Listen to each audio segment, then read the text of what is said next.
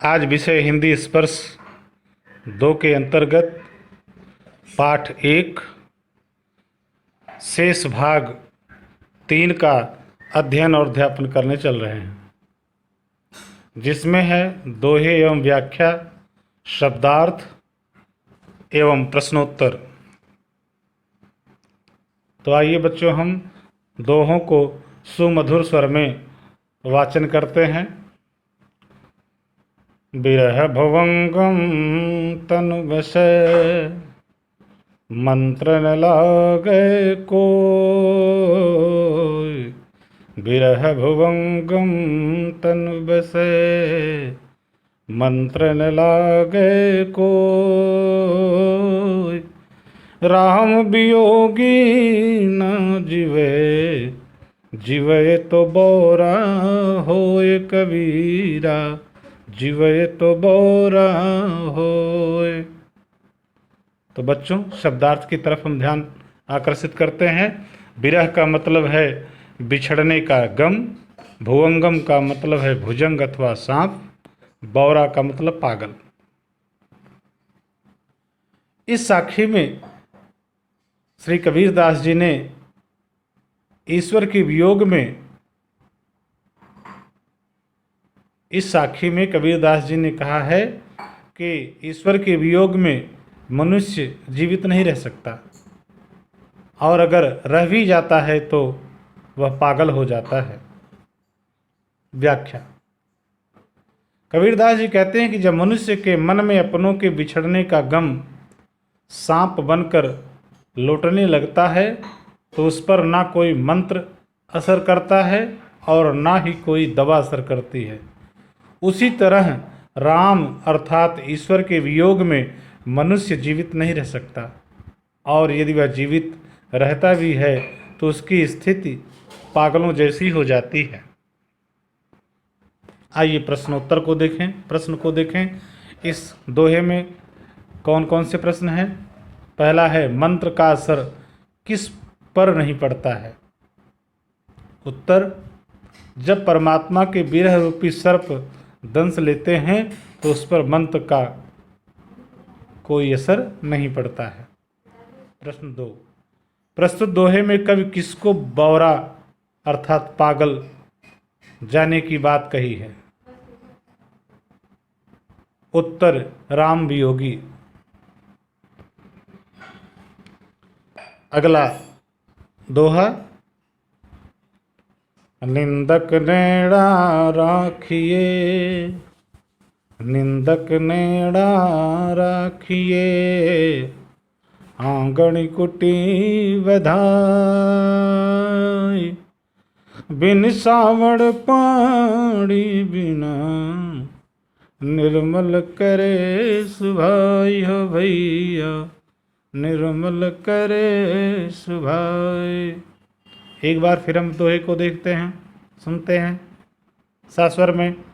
निंदक नेड़ा राखिए, आंगन कुटी बधाई। बिन सावड़ पानी बिना, निर्मल करे सुभाई कबीरा, निर्मल करे सुभाई। निंदक, निंदक अर्थ है निंदा करने वाला, बुराई करने वाला। नेड़ा का अर्थ है निकट। आंगन का मतलब आंगन। साबुन का मतलब साबुन। निर्मल का मतलब साफ। सुभाय का मतलब स्वभाव। इसमें कबीरदास जी ने निंदा करने वाले व्यक्तियों को अपने पास रखने की सलाह देते हैं ताकि आपके स्वभाव में सकारात्मक परिवर्तन आ सके। व्याख्या। इसमें कबीरदास जी कहते हैं कि हमें हमेशा निंदा करने वाले व्यक्तियों को अपने पास निकट रखना चाहिए। हो सके तो अपने आंगन में ही उनके लिए घर बनवा लेना चाहिए, अर्थात हमेशा अपने आसपास ही रखना चाहिए ताकि हम उनके द्वारा बताई गई हमारी गलतियों को सुधर सकें, हमारी गलतियां सुधर सकें। इससे हमारा स्वभाव बिना साबुन और पानी की मदद के ही साफ हो जाएगा। प्रश्न, पहला प्रश्न, किसे अपने नजदीक रखना चाहिए? उत्तर, निंदा करने वालों को। दूसरा प्रश्न, निंदक हमें कैसे साफ कर देता है? बिना पानी और साबुन के निर्मल कर देता है, अर्थात साफ कर देता है। अगला दोहा, पोथी पढ़ी पढ़ी जगमुआ, पंडित भया न कोय। पोथी पढ़ी पढ़ी जगमुआ, पंडित भया न कोय। एक आखिर पीव का, पढ़े सो पंडित होए। हो भैया, पढ़े सो पंडित होए। शब्दार्थ देखते हैं बच्चों। पोथी पुस्तक, मुआ का मतलब मरना, भया का मतलब बनना, आखिर का मतलब अक्षर, पीव का मतलब प्रिय। इस दोहे में कबीर जी पुस्तक ज्ञान को महत्व न देकर ईश्वर प्रेम को महत्व देते हैं। व्याख्या, कबीर जी कहते हैं कि संसार में मोटी मोटी पुस्तकें पढ़कर कई मनुष्य मर गए, परंतु कोई भी मनुष्य ज्ञानी नहीं बन सका, पंडित नहीं बन सका। यदि किसी व्यक्ति ने ईश्वर प्रेम का एक भी अक्षर पढ़ लिया होता तो वह पंडित बन जाता, अर्थात ईश्वर प्रेम ही एक सच है, इसे जानने वाला ही वास्तविक ज्ञानी है। प्रश्न, पहला प्रश्न है, पंडित कौन नहीं बन पाता है? उत्तर, सिर्फ पोथी पढ़ने वाला। प्रश्न 2, वास्तव में पंडित कौन है? उत्तर, प्रेम शब्द का जिज्ञासु, अर्थात प्रेम शब्द में आस्था रखने वाला ही पंडित है। अगला दोहा, फिर हम दोहे को सुमधुर स्वर में वाचन करते हैं, आनंद की अनुभूति करते हैं। हम घर जाल्या अपना, लिया मुराड़ा हाथी। हम घर जाल्या अपना, लिया मुराड़ा हाथी।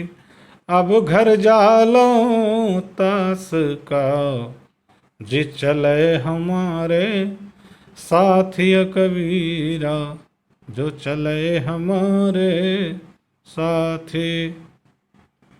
शब्दार्थ की तरफ ध्यान देते हैं। जाल्या जलाया, आपना अपना, मुराड़ा जलती हुई लकड़ी अर्थात ज्ञान, जालूं जलाऊं, तास का उसका।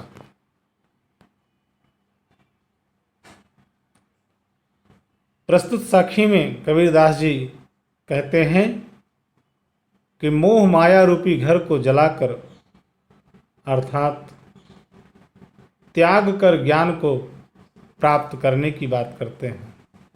कबीर जी मोह माया रूपी घर को जलाकर अर्थात त्याग कर ज्ञान को प्राप्त करने की बात करते हैं।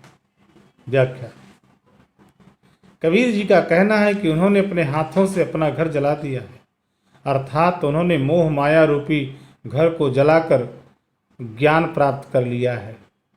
अब उनके हाथों में जलती हुई मसाल है, अर्थात लकड़ी है, यानी ज्ञान है। अब वे उसका घर जलाएंगे जो उनके साथ चलना चाहता है, अर्थात उसे भी मोह माया से मुक्त होना होगा जो ज्ञान प्राप्त करना चाहता है।